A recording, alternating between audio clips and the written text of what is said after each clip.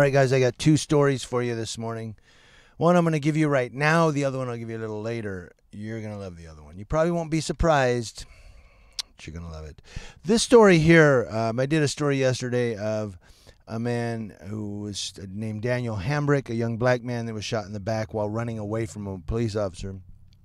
And someone made the remark that we're always crying about, black folks getting shot by cops, but we never say anything about a white man shot by police officers, especially a black police officer.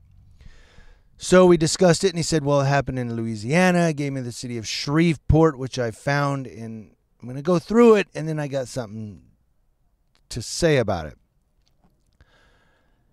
So anyway, Shreveport man killed in police shooting on Sunday, April 29th, 2018.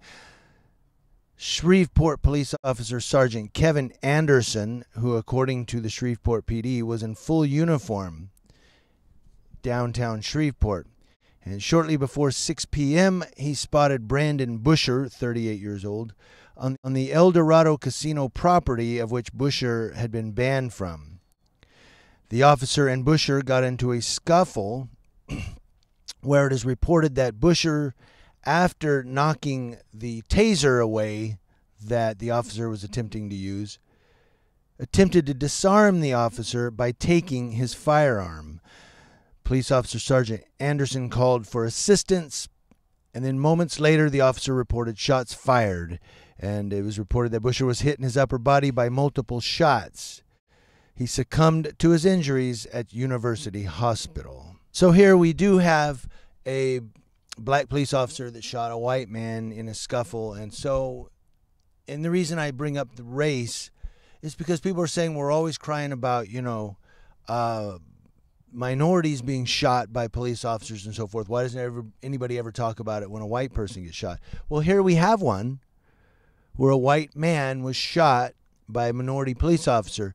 But unlike Daniel Hambrick, who was in full sprint running away from the police officer, Brandon Bush was scuffling and fighting with the police officer, and it's reported that he was attempting to take his firearm away, his police gun.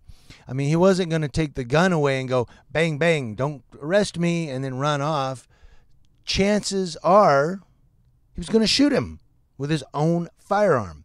So in that instance, I mean, if Brandon Bush had been running away, this white guy took off running and got shot in the back, I would cover that story with just as much importance as I covered the minority that was shot, Daniel Hambrick. I don't care about race or color, ethnicity. I'm looking at the circumstances.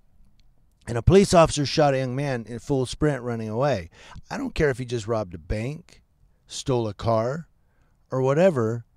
Every American has the right to due process under the justice system, with the exception of putting someone's life in danger.